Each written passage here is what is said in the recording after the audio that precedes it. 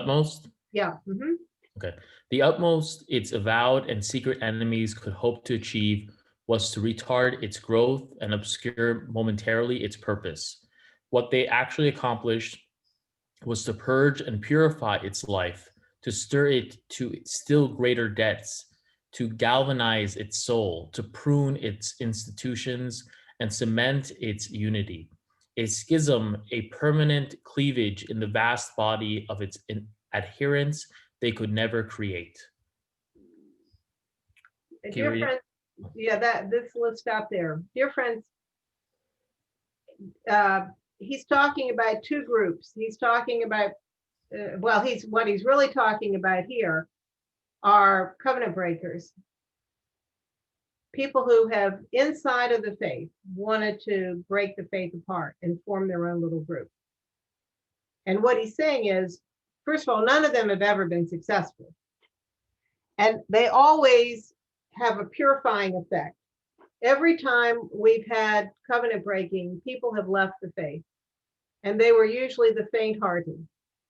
If people show their true colors when a covenant breaker, someone who is trying to break apart the faith and gain leadership, uh, emerges. I just was finishing a chapter where I was dealing with Ahmad Surab, who was a huge problem in the United States in the late 1920s and up really till the 1950s. He had been one of Abdul Bahá's secretaries. Very smart, very charming, and he had absolutely charmed a very wealthy woman in New York City who was bankrolling him.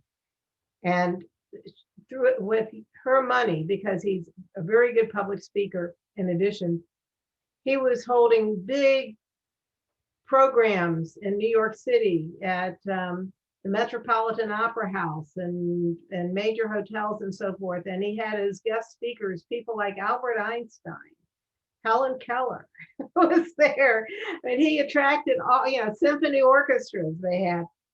And he would talk about Baha'u'lláh and the Baha'i faith at these, but he was absolutely opposed to the Baha'i administration.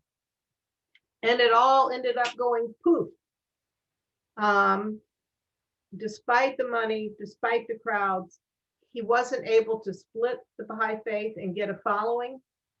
The few Baha'is who followed him were inconsequential anyway. The ones who had been active members of the Baha'i community in New York, who flirted with him for a while, all left him. He caused a lot of damage, but he also helped the National Assembly and the local spiritual assembly to mature as institutions because they had to deal with him because of all the ins and outs of dealing with him. So it's saying when we have these problems, even within the faith, it's avowed and secret enemies who hope to achieve. They may slow things down and momentarily obscure its purpose, but they don't accomplish anything in the long run. And in fact, I have a question for you. sure. Is that sort of like calling someone like a covenant breaker, how like the church was calling people like they were excommunicating them? Is it the same sort of effect? Like, so for example, when when individuals did that, they were sort of shunned by the community, but at the Right. same time, they were able to be successful and create, as we know, thousands of different churches. Are we worried as Baha'is that, yes, calling someone a covenant breaker can scare them away or whatever, but that it can actually do damage where someone may actually create a new sect of Baha'i faith? Well, those sects are already out there. And please don't go checking on the internet tonight after this to find them. They can find you, actually. Baha'is will suddenly get something in their news feed or whatever from some of the Orthodox Baha'is. And, there's the Unity Baha'is. There are a bunch of them out there. And some of them have actually set up organizations. One of them even is appointing hands of the cause. So they're out there, but they usually don't attract more than a small number of people. And most of the people they were attracting don't know about the real Baha'i faith. they're attracted for the same reason we're attracted to the Baha'i teaching, but they're still out there. So to be a covenant breaker is far different from someone who loses their administrative rights. To be a covenant breaker, only the House of Justice can declare somebody a covenant breaker. And believe me, they don't do it unless there's tremendous efforts made to try to work with that person over a period of time. But they have to, usually they sort of hang themselves because they make public what they're up to in some way or fashion. And then it becomes obvious that they are not accepting some part of what it takes to be a Baha'i. And in essence, they're not Baha'is, because even if they call themselves Baha'is, because they don't believe in the entire package that we refer to as the covenant. They don't believe in all the central figures in some cases, or they don't believe in Shoghi Effendi or the House of Justice, and they don't accept their authority. So they haven't accepted the entire package it takes to be a Baha'i. But whenever these people try to pull people along with them, it sort of separates the sheep from the goats. It says purge and purify. It stirs up the friends, and they have to think more deeply about why are they Baha'i. It regalvanizes the soul of the faith, prunes it. It gets rid of people through these processes. When this happens, people who were spiritually defective leave, and it further cements their unity. So we should never be afraid of these things. As the writings talk about it, it's like the ocean expelling foam on the beach. If you look at what's in the foam, it's the detritus, it's the debris from the ocean that gets thrown up on the beach. And that's what covenant breaking does. They who betrayed its cause, its lukewarm and faint-hearted supporters, withered away and dropped as dead leaves, powerless to cloud its radiance or to imperil its structure. And then he talks about the outside opponents we've had to withstand, and particularly the government of Persia and the clergy of Persia, and also Turkey. And we've talked about these two countries in more depth. The Guardian talked about them earlier, how despite what they did to the Baha'i faith, their dynasty collapsed. The state went into decline. And Turkey, the same thing. The Sultanate went poof. The Caliphate went poof. And Islam was abolished as a state religion in Turkey. It became a secular state under Ataturk after World War I. But in the midst of these trials, the faith was going from strength to strength. Nothing that got thrown at us could quench the light of the faith.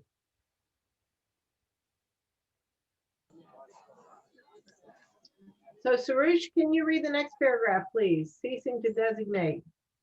Sure.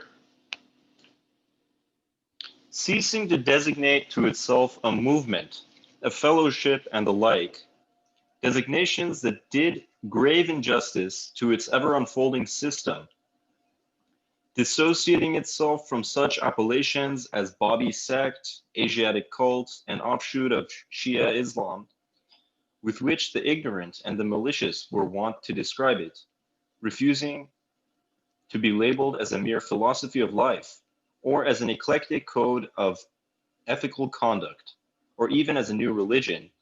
The faith of Bahá'u'lláh is now visibly succeeding in demonstrating its claim and title to be regarded as a world religion, destined to attain, in the fullness of time, the status of a world-embracing commonwealth, which would be at once the instrument and the guardian of the most great peace announced by its author.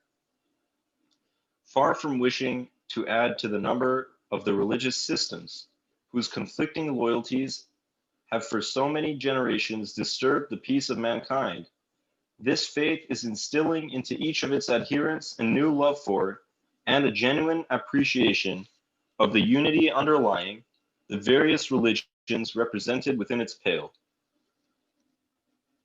Thank you. Any comments on this paragraph? So my thing is, how do we reconcile the Baha'i faith and Buddhism? Because so many Buddhists are like, oh, the Buddha didn't teach about a creator God. Like in fact, people are like, he contradicted the Hindu teaching of Brahman and said, oh, there is no creator God and there is no eternal soul. Instead, like our consciousness goes through changes over time. You know, there is actually an entire book on that, and then there are other smaller books, but by let's see, John Fosdar wrote a book on Buddhism, and how the Baha'i faith is all the Buddhist prophecies about the next one coming after Buddha are fulfilled through the Bahá'u'lláh. And I think that one of the things that we see is that we see Buddhism as being part of the same religion we're part of, which is there's one religion, and it's the religion of God. It just was at a different level at a different time for different people. And so the differences are not truly there when you get to the essence. But I think also with both Buddhism and Hinduism, because they are even much older than Christianity, so much of what the original message of Buddha and Krishna said has been either lost or distorted. So I think that this is a very big, long subject, but essentially we see ourselves as accepting all religions. So we certainly, if they come from a divine revelation, and so we certainly accept Buddhism. So it says here that this faith is instilling into each of its adherents a new love for and a genuine appreciation of the unity underlying the various religions represented within its pale. So Buddhism is part of the Baha'i faith because Buddha is a manifestation of God. So the fact that he didn't use the word God doesn't mean that the concept of God is not in Buddhism. It may just not be an anthropomorphic God in the way that Western language refers to God. Kathy, what was that book you were referring to? You said It's been out a long time. Let's see, where's my copy of it? Looking on my bookshelves. Let's see, it's Buddha Matsuraha has returned. It's like the fifth Buddha, but let's see, what's in Fosdar is the last name, and you should be able to get it from Baha'i Distribution Service, but it's an old book, so it might be out of print. I think Mujan Momin may have also written a book on the Baha'i faith and Buddhism. And I know there are other Baha'is who certainly have written on the Baha'i faith and Buddhism. So it shouldn't be too hard to find some things. But this is a big fat book that a pioneer to Southeast Asia put together some years ago. Kathy, I have a question. Sure. I hope I'm not getting us too off topic, but I've noticed when we talk about being, a continuation of past religions and that it's all one religion, I always think about, there are belief systems of like indigenous people in North and South America. Sure. And how do we reconcile that? And I haven't been able to find, like a whole lot of information on it. But yeah, I don't know, maybe you have a better understanding of it than I do. There's Dr. Christopher Buck has written a number of articles, scholarly articles on that, and some in conjunction with Kevin Locke, who, as you may know, Kevin was on our National Assembly. He's Lakota Sioux, I think. And we believe that the Indians had messengers of God who came to them as well. There was one who came, he was born in Michigan about 1100 AD and was called the Peacemaker. The Iroquois Confederation of the Northeast Indians was the result of his dispensation. He had his chief disciple was someone called Hiawatha. If you're familiar with the Longfellow poem, the Song of Hiawatha, by the shores of Gitchigumi lived the great house of Nokomis. Anyway, that is based on the myth of this manifestation of God, and Hiawatha as his chief deputy. So they are there. We just have to look for them. Is there a reason we don't focus on them as much? Well, because the native peoples, except in maybe Central America, did not have much in the way of written language. And so we were not able to keep those stories very well, except through oral traditions. But there are now people actively looking for those stories. And they're going into archives, particularly in Spain, where there were some of the priests who went to Mexico and South America and tried to record some of the things that they heard. But if they didn't understand the language well, we can't be certain that they got the stories well. But we have to assume that all peoples, even the remote Pacific Islands, have had some sort of messenger of God sent to them, because God doesn't leave any of his people without guidance. Thank you so much. So I have one Yeah. question. Mhm. One point to make is like, well, the native peoples of they've had access to sacred plant medicines like peyote and ayahuasca, which, I Right. mean, some of their traditions they've been used to commune with the divine and sort of Right. come to an understanding of well, their view of God is often focused on Mother Earth, or they call it Pachamama. So I think perhaps if we wanted to commune with the ancient manifestations, maybe we should try some of that peyote or ayahuasca under the guidance of a trained shaman / physician, of course.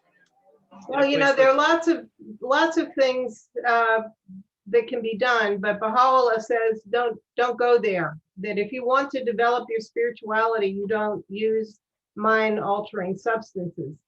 And it's mankind has always tried to alter consciousness. There's Michael Pollan has written some about that, and some of his books on plants. We always seem to like a buzz, or altered consciousness.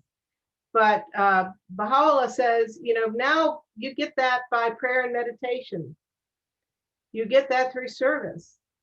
You don't have to do those other kinds of things. And, in societies where they couldn't keep the words of a manifestation in written form, then how do you continue to get guidance once that manifestation has passed away? So, also I think that you have to live with the realities of your environment. So, for example, Jesus did not forbid alcohol. He did not forbid alcoholic beverages. We know he actually was sort of a party guy. He enjoyed a good time, according to the New Testament. But Bahá'u'lláh says in this day, we're not going there. The next manifestation of God might say, fine, go ahead. But I do think that the peoples who come from societies where they don't have any writing have a much more difficult time over the ages after the coming of the manifestation of God, of keeping the message pure. So let's move on so we can make sure we get through this and have a little bit of time to discuss everything at the end. So then the Guardian, by this time, 1936, Queen Marie of Romania, who at that time is the Queen Mother, she's her husband is not the king. She's the mother of the king. She writes these wonderful testimonies to the faith that the Guardian was very proud of. They're all over the place when you go on pilgrimage. She puts them in all the holy places, and you can look at these in many locations. And then he also proudly brings up how the Baha'i faith has already in his time been able to bring in people from all varied races, nationalities, creeds, and classes.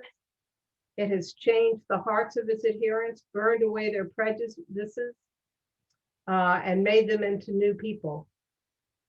It has done this without getting rid of their patriotism for their homeland, or without disconnecting them from their lesser loyalties, like to family, to their town, to their profession, whatever.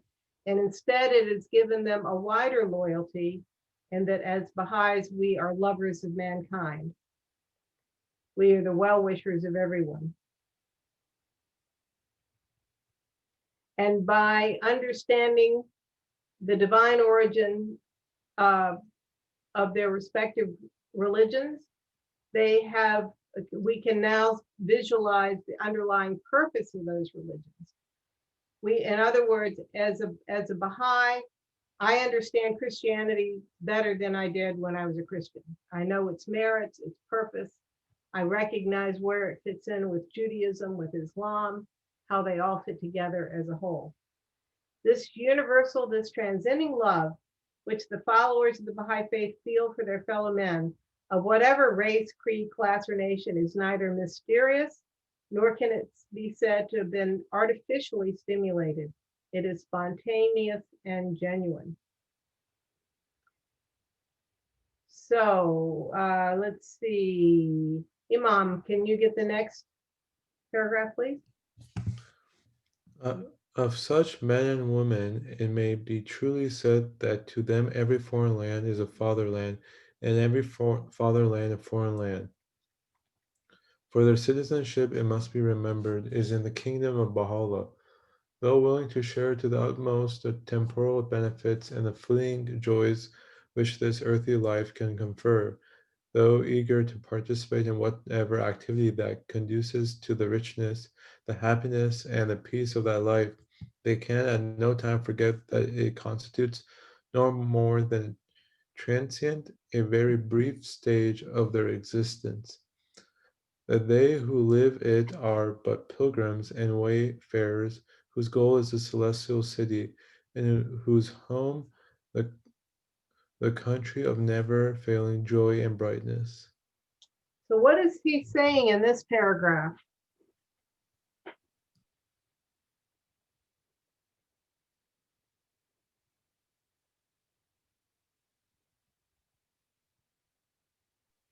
That like this world is really, it's dust in some sense. It's no matter where we go, well, the joy, it's only temporary. So in that sense, that because we know our true purpose at the end of life. So Right. Yeah. So we live in with the knowledge that this life is temporary, is transient, and that our goal is heaven, the celestial city, the country of never-ending joy and brightness, trying to develop our souls in this life for the next world. But that doesn't mean we can't be happy and have a wonderful life here, that we can enjoy all that's here in this time. You know, Dr. Peter Kahn, who was on the House of Justice for many years, said when he was a youth in California, someone was giving a talk to the youth and talking about how they needed to think more about death. And he thought that was quite morbid. But as he got older, he realized how wise that was. That if you realize that this is a very brief period when you're here on this earth, and that you have this eternity ahead of you after you pass from this earth, it gets your priorities in order.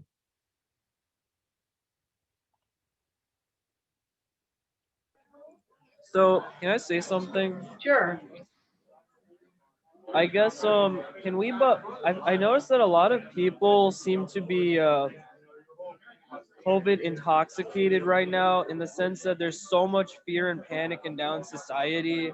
Mhm. I mean, just a couple of months ago, everybody was like, woohoo, we finally have vaccines that will bring an end to the coronavirus uh, crisis. And now 2 months in, people are like, look at all these scary new variants of the coronavirus that will like derail the vaccine and keep us under lockdown. Well, this is all part of the materialism of this age. If you think that this is all there is, and you're watching your life go by, and don't realize that you're a spiritual being having a material experience rather than the material experience that doesn't have any future after you die, it can be very unsettling. The idea of death is very scary to most people, but it shouldn't be to us. Right. And it's clear that these lockdowns haven't worked worldwide because countries are stuck in cycle after cycle of lockdowns. And it also seems to me that keeping people away from each other is not how the human species was designed by God. Right, God wanted us to come together and hang out, and right. of course we have to take safety precautions, but especially in California, I see like this hard line, this blind fanaticism of you need to stay at home at all costs, especially in LA. Well, a lot of what you're saying has to do with politics. It has nothing to do with science or anything else. But, we have to assume that people who are making policy decisions are doing the best they can. That's also They're part of not what doing we the are best they loyal. can. They're Yeah. not. And I don't want to. They're not doing the best they can because they have not learned from their mistakes, and they have not consulted with people and businesses. Yeah.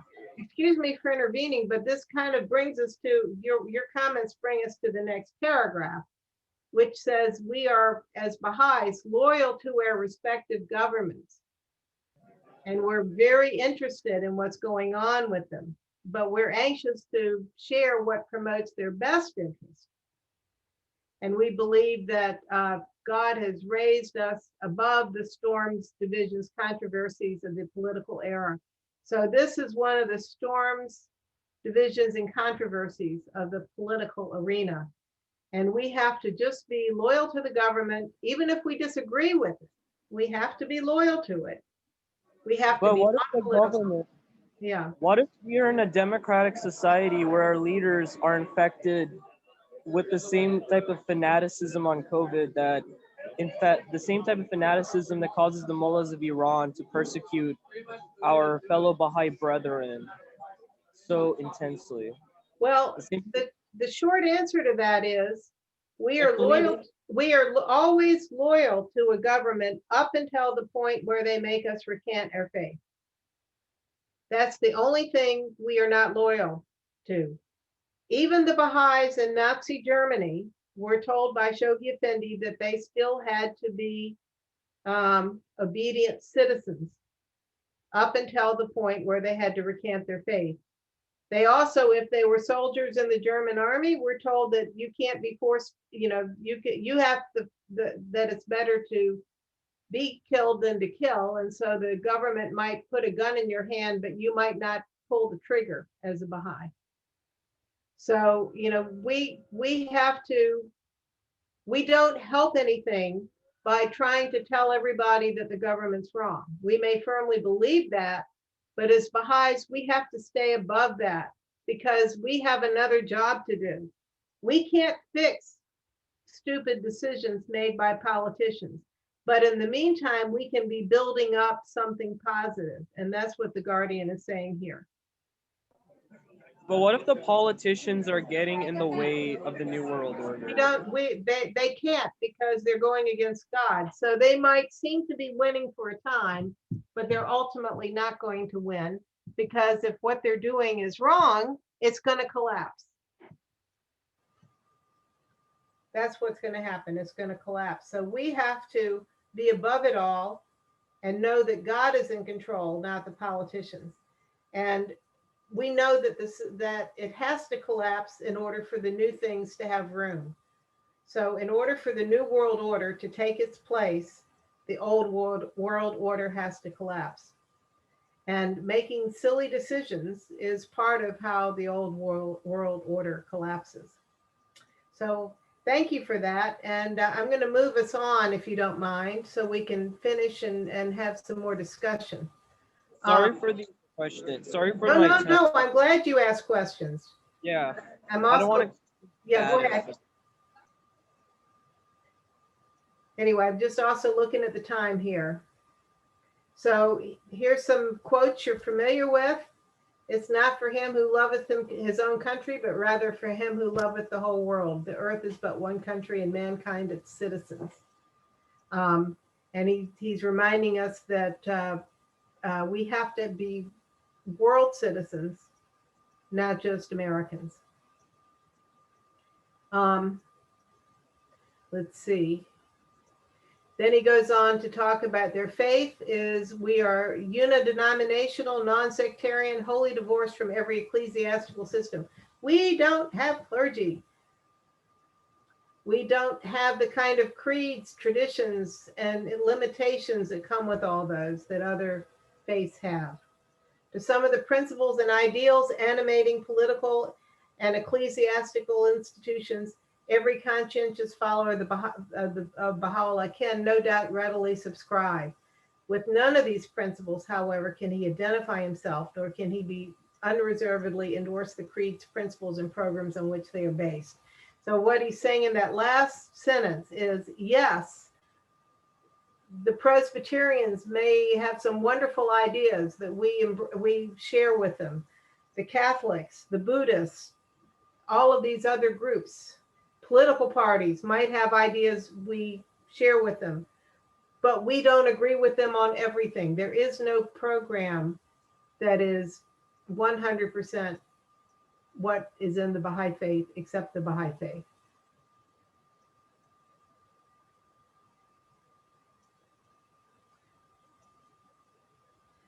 So then the question arises, here we are, a faith in 40 different countries. How can such a faith, by allowing its adherents, whether individually or through its organized councils, to meddle in political activities, succeed in preserving the integrity of its teachings and in safeguarding the unity of its followers?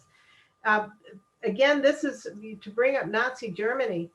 If the Baha'is in the United States started meddling in politics, and the German government got wind of that, and the friends in Germany are saying to the Nazi government, no, no, no, we don't get involved in politics. We're innocent people, leave us alone. They would say, oh no, we know that that's not true because we see what the Baha'is in the United States are doing. I mean, this is one of the reasons why getting involved in politics in the United States can hurt our brothers and sisters in Iran, because we have convinced the world that is coming to our aid in Iran that we are non-political, that we don't get involved in all these debates. And if they see us doing it here, the Ayatollah will say, and his henchmen will say, oh no, you say this, but the Baha'is are political. Look at what the Baha'is in Chile are doing. Look at what they're doing in California. Look at what they're doing in Japan. They are involved in politics in their countries. And it will hurt our fellow believers elsewhere.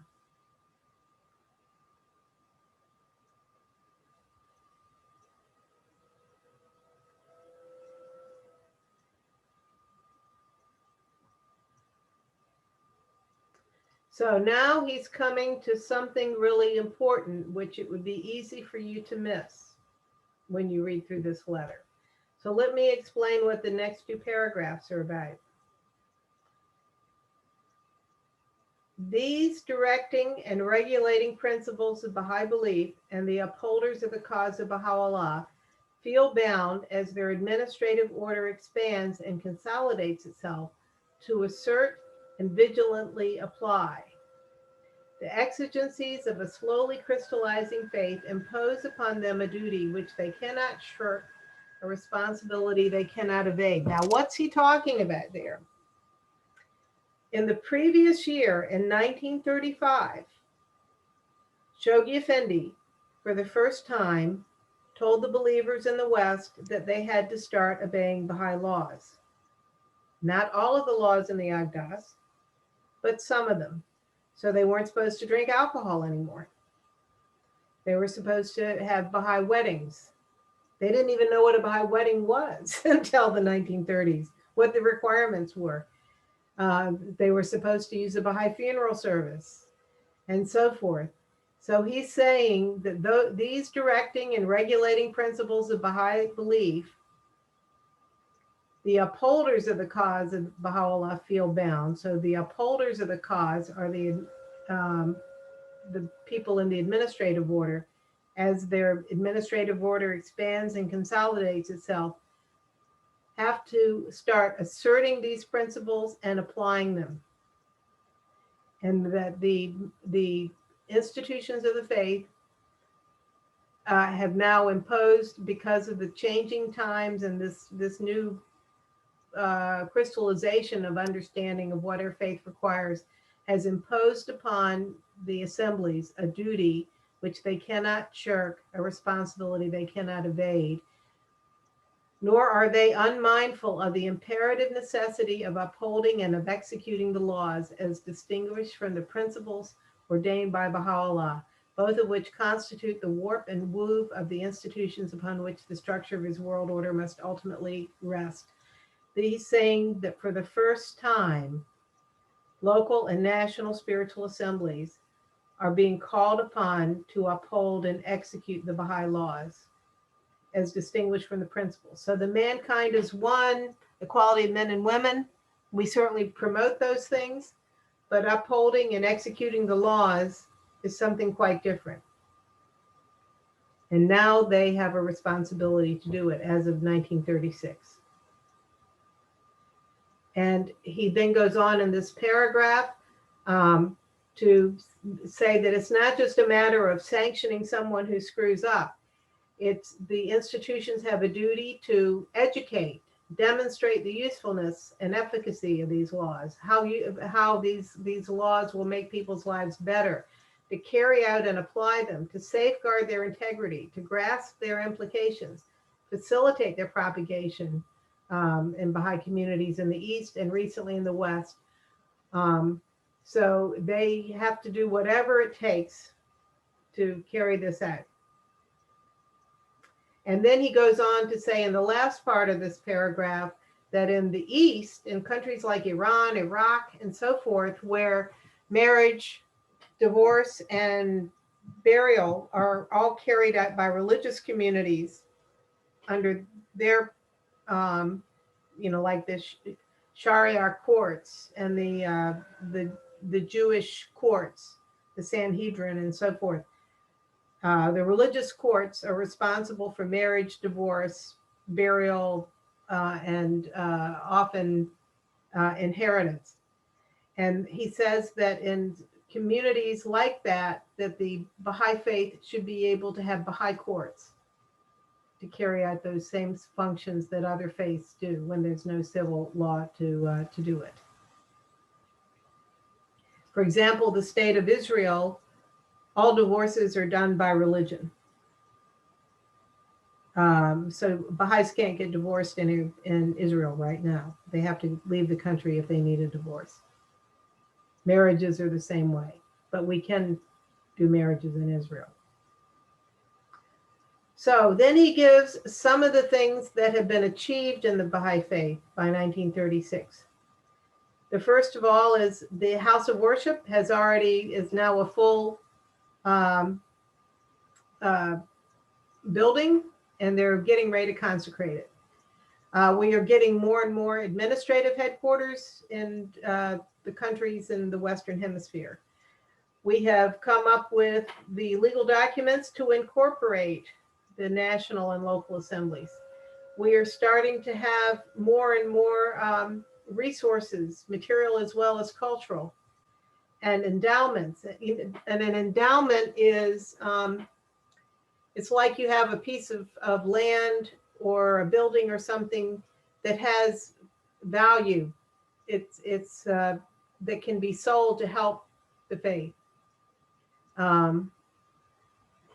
And also that he's mentioning that they've been acquiring more and more land in Haifa around the shrines and in Baji. Here's another very important thing that the Guardian has started accomplishing by the late 30s. The collection, verification, and systemization of the writings of the founders. Friends, all those wonderful tablets, most of them got shipped off to people. Were sitting in families' treasure boxes in Iran. The Guardian had to collect all of those. He had to write to the friends in Iran and say, please send your original tablets. We'll send you a copy back, but we need the original. We need to verify it. We need to collect it to see these writings, because they didn't have copy machines in Iran, obviously, during the time of Bahá'u'lláh and the Bab and Abdu'l-Baha. So we didn't have copies all the time of many of the letters that were sent out. The other thing he was doing was trying to acquire our historic sites, the ones associated with the central figures and our heroes and martyrs.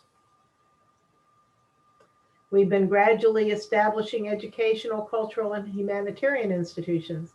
In 1984, the House of Justice took a great leap forward with the establishment of social economic development projects. Working with youth, there were starting to be more systematic efforts to work with youth. We have people around, by the 30s, we had representatives, people like Martha Root and pioneers who were extending the range of the faith, translating its literature into other languages, and writing new books, strengthening the basis of its spiritual concepts and triumphs. We were being increasingly recognized by civil authorities, not only through incorporations, but also by holding title to bank accounts, land, and so forth.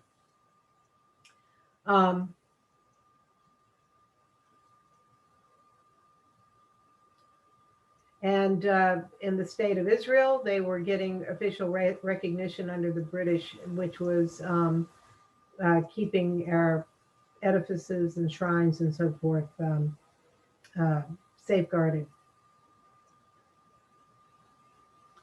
And then he mentions this: enthusiasm and determination with which certain communities that had been severely tested and harassed are resuming their activities.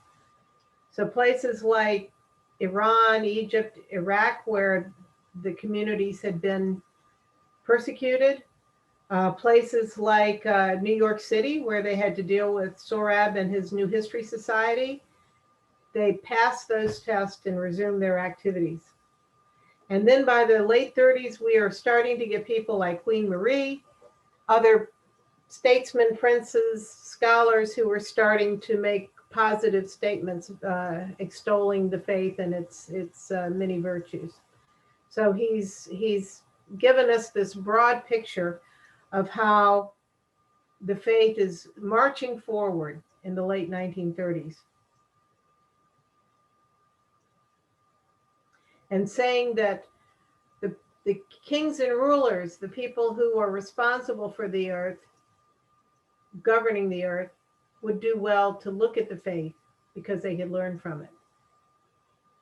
So let's see. Shaheen, could you read the next two paragraphs, please? Sure. Starting with omnibus, or no? The whole of sorry, mankind. The whole of mankind is groaning, is dying to be led to unity and to terminate its age-long martyrdom. And yet it stubbornly refuses to embrace the light and acknowledge the sovereign authority of the one power that can extricate it from the entanglements and avert the woeful calamity that threatens to engulf it. Ominous indeed is the voice of Baha'u'lláh that rings through these prophetic words: O ye peoples of the world, know verily that an unforeseen calamity followeth you, and grievous retribution awaiteth you.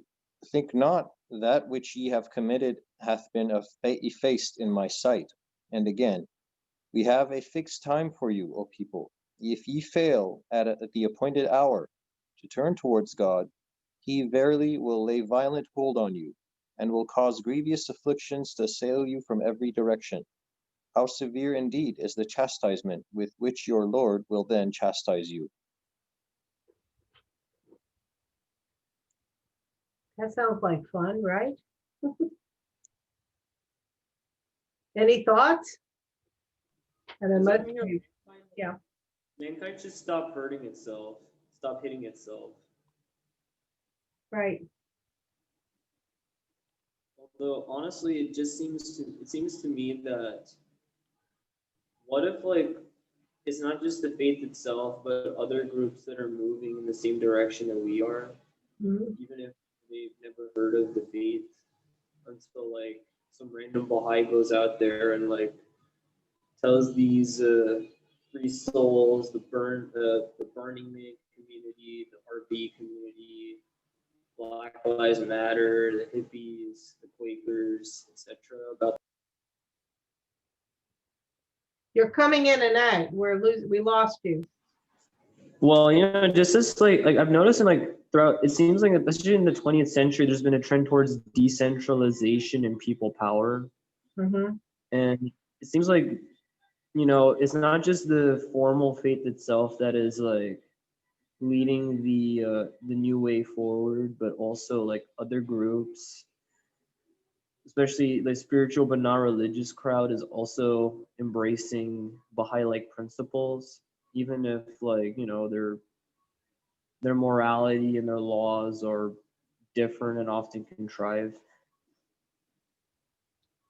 Well, there are many people who have caught the spirit of the age.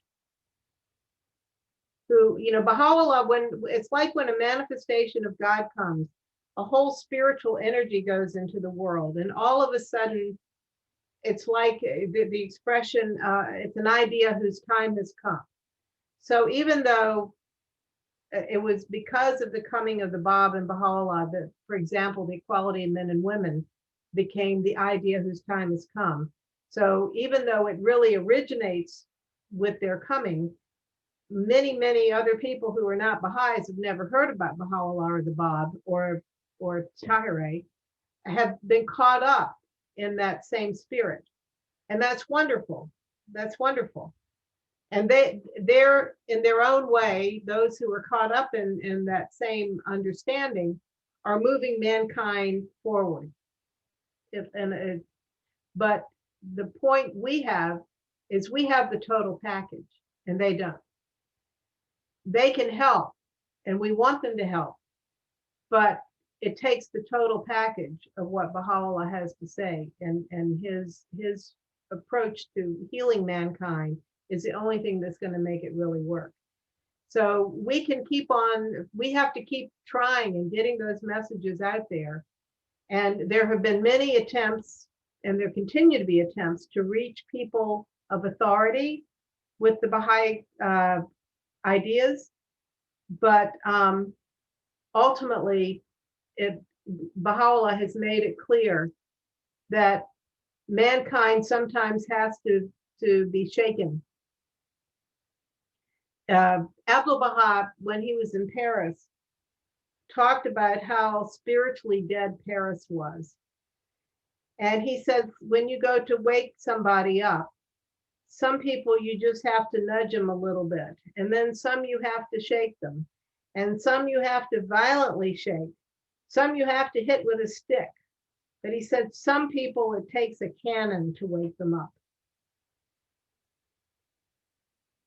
So in this case, Baha'u'lláh is saying he will lay violent hold on you, cause grievous afflictions to assail you from every direction. And so it may not be, we can maybe lessen this, but God is going to get his golden age, his world order. And if mankind won't come in easily, then it's going to be difficult. And he then asks all these questions. I love the way the Guardian does these things. Must humanity, tormented as she is now, be afflicted with still severe tribulations, ere their purifying influence can prepare her to enter the heavenly kingdom? destined to be established upon earth. He keeps asking, must we have really bad things happen in order for this to come about? Naveen, can you read this next paragraph, please? Sure. So the long ages of infancy. Yeah, the long ages, yeah. Mhm. The long ages of infancy and childhood, through which the human race had to pass, have receded into the background. Humanity is now experiencing the commotions invariably associated with the most turbulent stage of its evolution, the stage of adolescence, when the impetuosity of youth and its vehemence reach their climax and must gradually be superseded by the calmness, the wisdom, and the maturity that characterize the stage of manhood. Then will the human race reach that stature of ripeness which will enable it to acquire all the powers and capacities upon which its ultimate development must depend. Thank you.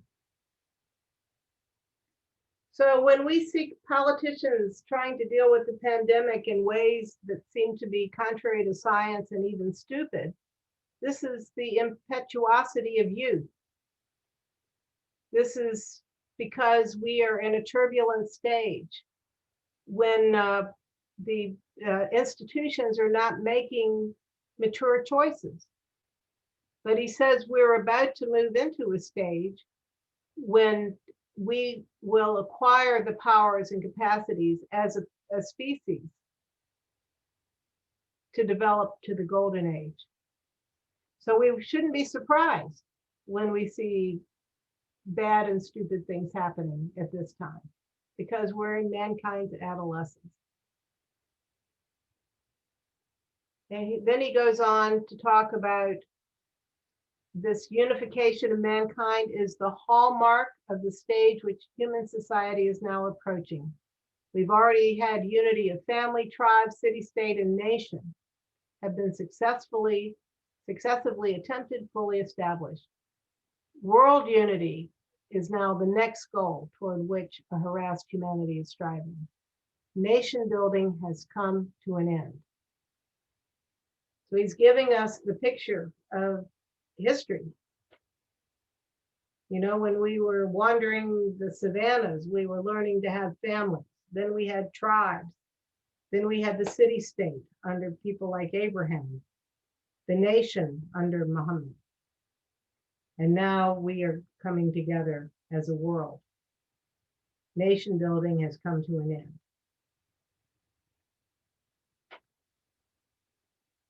And it says we've got to throw off childhood. We must abandon this fetish, recognize oneness, establish once for all the machinery that can best incarnate this fundamental principle. And then, of course, so powerful is the light of unity that it can illuminate the whole world. Martine, can you get this next long paragraph, please? Sure. The unity of the human race as envisaged by Bahá'u'lláh implies the establishment of a world commonwealth in which all nations, races, creeds, and classes are closely and permanently united, and in which the anatomy of its states members and the personal freedom and initiative of the individuals that compose them are definitely and completely safeguarded. This commonwealth must, as far as we can visualize it, consist of a world legislator whose members will, as the trustees of the whole mankind, ultimately control the entire resources of all the component nations and will enact such laws as shall be required to regulate the life, satisfy the needs, and adjust the relationships of all races and peoples. A world executive, backed by an international force, will carry out the decisions arrived at and they apply the laws enacted by this world legislator and will safeguard the organic unity of the whole commonwealth. A world tribunal will adjudicate and deliver its compulsory and final verdict in all and any disputes that may arise between the various elements constituting this universal system. A mechanism of world intercommunication will be devised, embracing the whole planet, freed from national hindrances and restrictions, and functioning with marvelous swiftness and perfect regularity. A world metropolis will act as the nerve center of a world civilization, the focus towards which the unifying forces of life will converge and from which its energizing influences will radiate. A world language will either be invented or chosen from among the existing languages and will be taught in the schools of all the federated nations as an auxiliary to their mother language. A world script, a world literature, a uniform and universal system of currency of weights and measures will simplify and facilitate intercourse and understanding among the nations and races of mankind. In such a world society, science and religion, two most potent forces in human life, will be reconciled, with cooperate and will harmoniously develop. The press will, under such a system, will, while giving full scope to the expression of the diversified views and convictions of mankind, cease to be mischievously manipulated by vested interests, whether private or public, and will be liberated from the influence of contending governments and peoples. The economic resources of the world will be organized, its sources of raw materials will be tapped and fully utilized, its markets will be coordinated and developed, and the distribution of its products will be equitably regulated. What do you think of that list? Wow. that is that it's like he's literally given us like a manuscript of exactly what's going to happen. And it's like if we look at like the things he's given us now, like we look back 100 200 years ago, we're like, that didn't exist. How can that happen? But we're looking at it like it's like we're reading the newspaper. It's just so fluid. Mhm. Like it's not like I always thought when he was talking about the future, it was always going to be like, this and this is going to happen, but he's written it down as if he sees it in his own mind, Mhm. and he's just writing it down on paper. Mhm. Pretty amazing. John, can you read the next paragraph, please? Sure, of course. Let me get this up. Okay. National rivalries, hatreds, and intrigues will cease, and racial animosity and prejudice will be replaced by racial amity, understanding, and cooperation. The causes of religious strife will be permanently removed. Economic barriers and restrictions will be completely abolished, and the inordinate distinction between classes will be obliterated. Destitution on the one hand and gross accumulation of ownership on the other hand will disappear.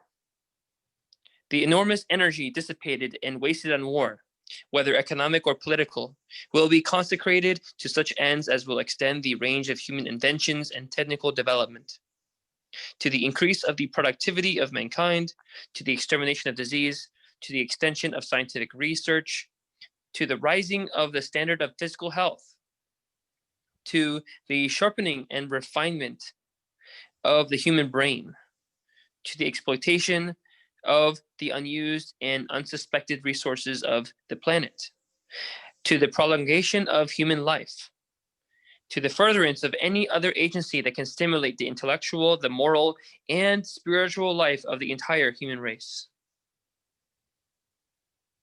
That's another amazing paragraph. Anything in that that jumped out at you? The part that jumped out of me at me was the unsuspected resources part. Mhm. Yeah, Yeah, because there's just so much we don't know yet, and I thought that was really interesting. prolongation of human life. Their lifespan will go beyond what it is at the moment. Extermination of disease. The lifespan concept really stuck out to me because people think that science, particularly it alone, will be the means by which a human life will be prolonged. And if I've seen anything, it's that a lot of this affluenza that people have is formed because people don't take care of their other part of their existence, which, again, if you're not happy, what's the point of buying all these things, right? Right, And they think buying all these things will create that happiness when in fact it doesn't. right. So you have this paradox of continually buy, and well, where's the happiness? Right, exactly.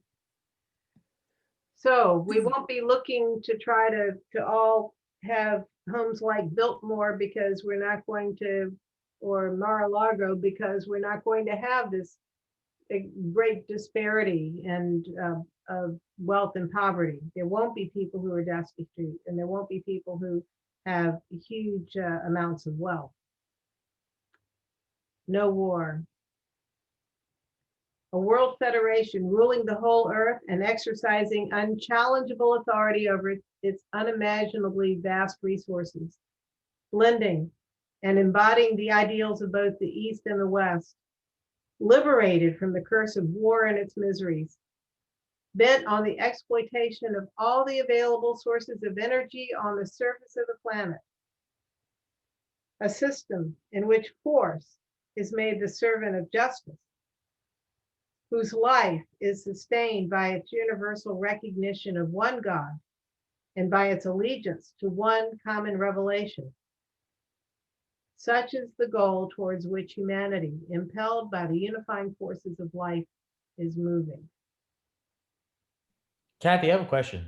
Sure. How are Baha'is supposed to view this? Is it supposed to be where once we reach that like mark, then everything goes in an uphill sort of pattern, or are we already there? Is what Shogi Effendi is writing about? Is this something that we're already striving for right now, or is it something that like once the thing happens, like what was that quotation with Baha'u'lláh, like the limbs of the earth of mankind will quake? Like once that occurrence happens, all of this will happen within like 50 years, or it's gonna last a good 1,000 years, generations to generations. Well, so if you go back to the previous sections we talked about last week about the fall of the political systems, but then he talked about the League of Nations. So the League of Nations was not clearly the world federal system, but he said it was the baby step. We had to play it at having a world federal system before we can have a world federal system. So we got 50 countries together. We had the League of Nations. It tried and it learned a lot. The people involved learned a lot. So we have to, I think these paragraphs, these 3 or 4 paragraphs we just went through where he gives us this vision. When we're discouraged as Baha'is, to go back and read this and say, this is what the Guardian says and the future is going to be like. This is why today we are struggling, why we're going into neighborhoods to do the core activities, why we're doing the things the House of Justice is asking us to do. It's because this is the vision of, this is the goal, this is the tangible vision of where we're going.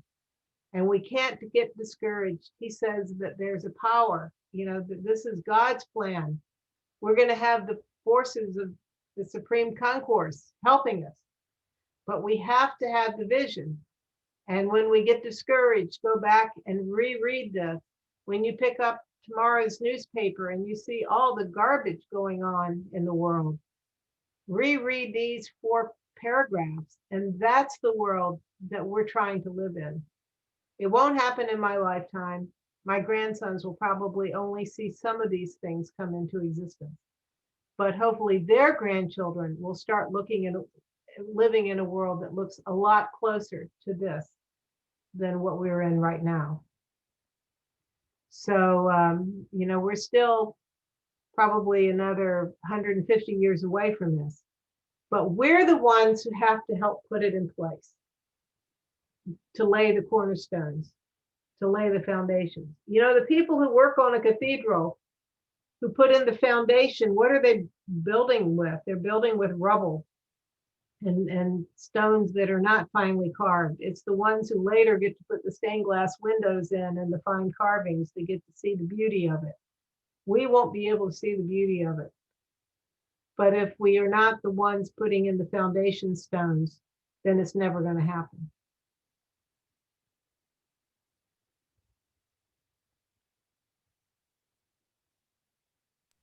Thank you. And Abdul Baha confirms this. He says, all nations and kindreds will be gathered together under the shadow of this divine banner. Whatsoever is latent in the innermost of this holy cycle shall gradually appear and be made, gradually appear and be made manifest. For now is but the beginning of its growth and the day spring of the revelations of its signs. So then the guardian leaves us with these wonderful prophecies. He pulls out the Isaiah, you know, they shall beat their swords into plowshares and their spears into pruning hooks. Nation shall not lift up sword against nation, neither shall they learn war anymore. This quote from Isaiah that I just read is inscribed on the United Nations building. And the book of Revelation talks about, I saw a new heaven, new earth. The first heaven, the first earth were passed away. Saw the holy city, New Jerusalem. We know New Jerusalem is Mount Carmel. It's the ark.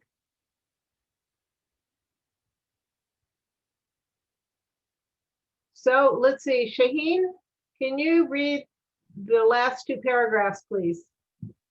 Sure.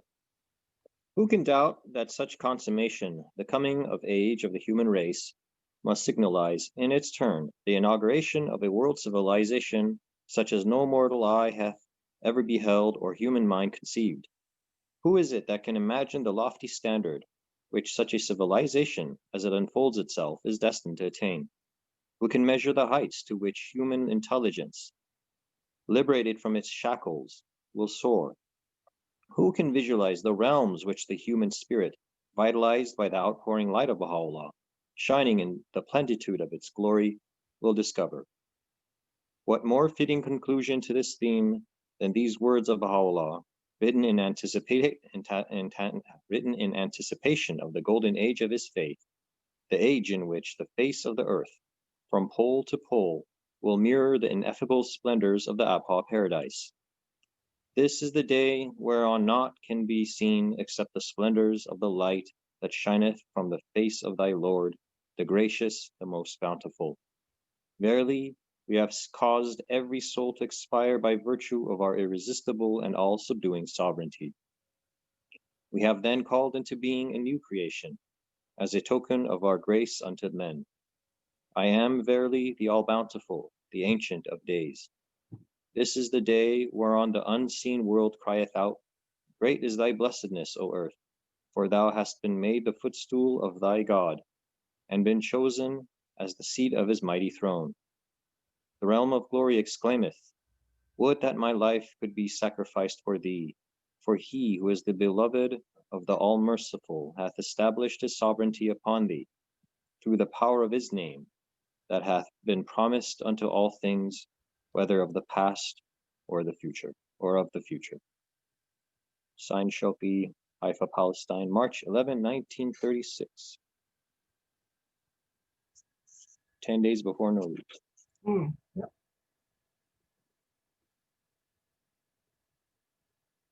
So dear friends, I appreciate that you have all stayed on this journey for months.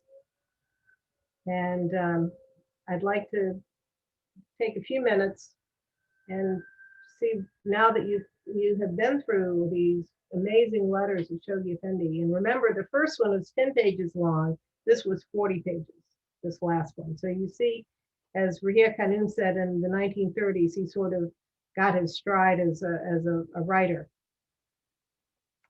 What are some of your thoughts now that you've been through these amazing letters, and especially the dispensation of Baha'u'lláh?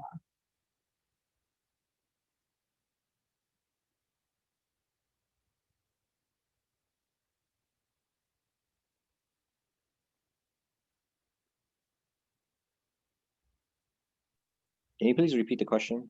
So now that you have been through, had the opportunity to explore this entire work, this collection of letters from 1929 to 1936, which we call the World Order letters, these amazing epistles from Shoghi Effendi. How has it affected you? What has it given you? New insights, new different understandings of what you are as a Baha'i? Does it?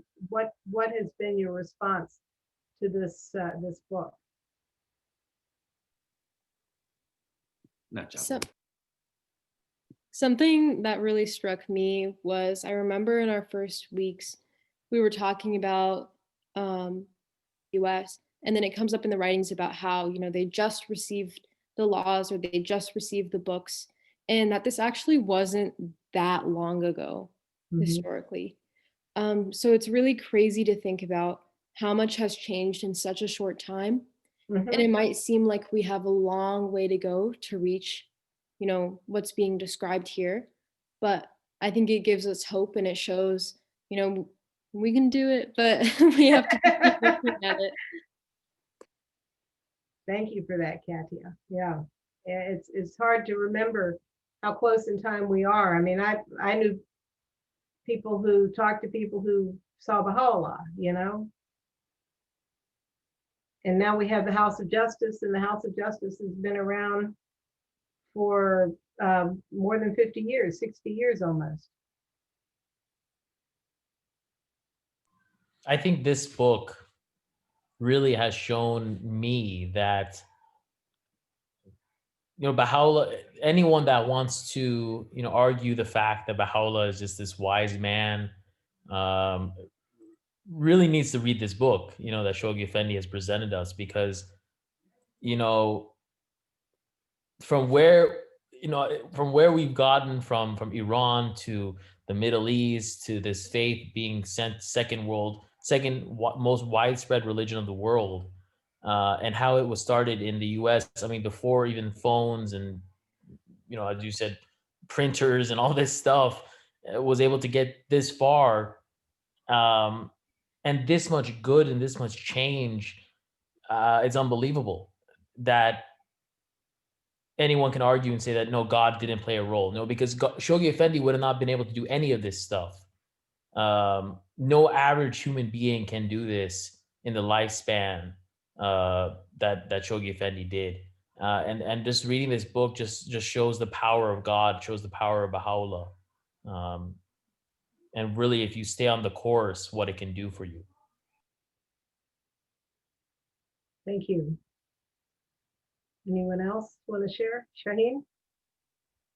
So this is actually the second time I've studied this within this since summertime. Actually, there was another session done by Mr. Tejarati. Tejarati, I don't know if it's Mr. or Doctor, but anyway, and he had a lot of insights into a lot of the historical stuff about the, you know, the Qajar dynasty and the Ottoman Empire and whatnot. And to me, it's like the way that the Guardian has not only described but consolidated the events of the world, and how he tied in with what was happening, you know, in the Baha'i faith at the time. That we see that, whereas that if a historian were to, the way that historians have looked at history right now, it's actually really missing the true impetus behind all this, which is the coming of the manifestations of God, and, you know, specifically Baha'u'llah. So, you know, for history, it's just a really descriptive thing, and the historians will get into debates as to the causes and whatnot. But of course, they're all really secular in nature as to the cause of this and that. And they themselves kind of just aren't, you know, they can't approach a different level of, what do you call it? I don't want to say understanding, but a different dimension of analysis, right? Whereas we are having a much richer understanding of not just the Baha'i history, but the history of the world in the past, you know, century and a half. And that we are getting glimpses of, you know, its trajectory and you know, how it'll play out in the next a few hundred years to up till the next millennium, and that's that's quite exciting, and I think that will help us in a sense remain like will allow us not to get emotionally involved with the negativities of this world and just work steadily as the house constantly reminds us to do so, to kind of Right. keep our heads elevated above the noise. Mm-hmm. Yeah. If we use that British meme, keep calm, it would be like, keep calm and continue teaching, or continue building the new world order. Right. Exactly. Even though you're going through an earthquake, keep remembering to keep building. Thank you for that. Anyone else? Well, I would say that for me, the best thing is to give an intellectual basis for the Baha'i faith and to, convince people like my stepdad, why do we need a religion when we could just like do our own thing? Mm-hmm. Thank you.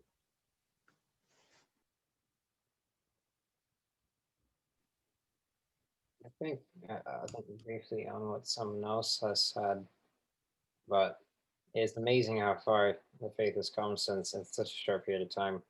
I have Dawnbreakers are in front of me, and it's kind of amazing just to think about that alone. So, and yeah, I feel like reading this has really helped me explain like the stations of the central figures of the faith, and understanding like what might be an attitude to apply the faith into society in a much stronger way and to frame it, I suppose, better. But yeah, it's awesome. Good. Thank you. Yeah, for me, I was thinking about it, just knowing the station of Baha'u'lláh and understanding him as the supreme manifestation of God, and also like I remember we were talking about how the Bab has said one of my writings or one of my verses is not equivalent, or sorry, one of my writings is not even equivalent to one of the lines or one of the sentences of Baha'u'lláh, Mhm. and that the Bab would be if the amanuensis of Baha'u'lláh during his time. So I think that stuck out to me, the station of Baha'u'lláh, and also how the Guardian really knew how the world would be today, and also talking about what is needed to I guess be more unified in the future too. Mm-hmm. Mm-hmm.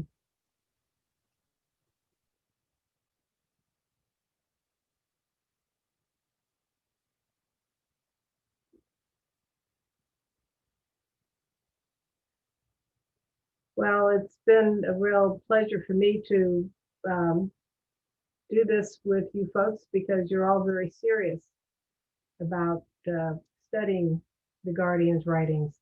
And obviously, this is a book you can go back to many, many times over the course of a lifetime and not get everything out of it that's there. And it will have new meaning as you understand more, and as more things unfold in current events, it will take on new meaning. So I hope that this will, if it was the first time for you going through it, I hope it will not be the last. I remember one time I was with Mr. Furtan at the Pilgrim House, and he was sitting around informally talking to some of the pilgrims one night. This was back when I was the age of most of you, in my 20s. And he said one time he was talking to an American pilgrim, and he mentioned the book Some Answered Questions, and she said, "Oh yeah, I think I read that one time." And Mr. Furtan said, "You read it once?" He said, "I've read that book 200 times." He said, "When I was at the University of Moscow, it was what kept me from becoming a communist. I read that book over and over again." You have to read the books over and over again. So hopefully this has given you some sense of how to attack the very complex writings, particularly Shoghi Effendi, as his sentences are so dense. So hopefully this will open the Guardian to you a little bit more, and that you'll go back and read this again. But there are all these wonderful books by Shoghi Effendi that you should also look at, not just the main ones we think about in the United States, but The Light of Divine Guidance. That's his letters to Germany. Unfolding Destiny, a great big thick book that's his letters to the UK. There are a whole bunch of other countries who have put out their letters from Shoghi Effendi. They're not as he doesn't tend to write these kind of long letters to many other communities, except perhaps Iran. But those are ones that I would urge you to seek out and read as well. All right, so we're done with the world order. Unless anyone has any other great insights you want to share tonight. I'm going to miss seeing you on Monday nights. I was telling Martine ahead of this evening that for the next 3 months, I have to plunge into finishing the book I'm working on. And once it gets to the editor, then I'll have a little bit more time again to do things like this and talks and so forth. So anyway, let me just put in the chat area before this I go, the Native Americans is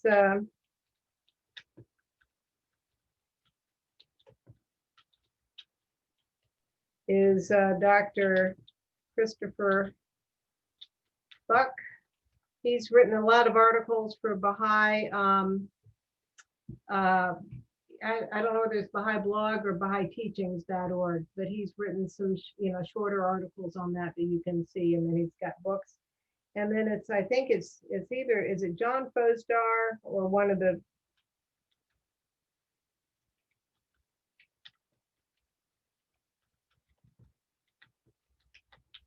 Yeah, guys, I spoke to Kathy about this, but hopefully, in 3 months when she's done, with her manuscripts and everything, we can get another, book in, and I would love for you guys to join us. I am gonna miss. It's not just listening to Kathy, but hearing everyone's opinion, and getting to see all you guys on here. Even though I've never met. There's like 2 of you I haven't met, Iman and Naveed. You guys are, and Shaheen as well, that are don't live in my community, but I would love to see you guys. I don't know, in like AZ conferences or wherever. But it was great to have you guys on here. yeah. Likewise, thank I think I sent some of you a what do you call it, Facebook friend request if you're okay with just adding me, that'll be pretty cool. And by the way, yes, I would definitely want to have another deepening with Kathy. Kathy dear, you've been wonderful. I'm really happy that Soroush told me about this, and Martine invited me. I think Martine, you're the one who was sending out the invites, or I'm giving it forward at least. I really appreciate that. So Yeah, thank you, Kathy. Yeah, every week I would come and ask you a question at the beginning. It was like a Q&A. Yeah, well, I can't Yeah. always answer all questions, but Yeah. having I been guess those 3 months I'm going to be writing them down, so I'll have a list for you. please do. Yeah.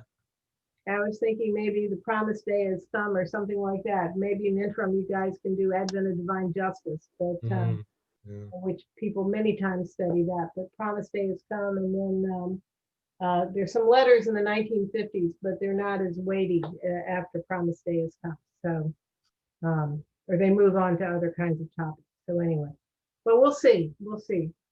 So, inshallah, maybe we'll be able to start having things that aren't just virtual. I also, me and my mom would definitely love to do a new book. And we just wanted to say thank you so much, because we've really been enjoying these. Well, thank you. I'm so glad you guys participated. And I'm sorry we kept forgetting to record it. So, oh well. Oh no, Sarush has been recording them. Okay. All right. sneaky guy. All right.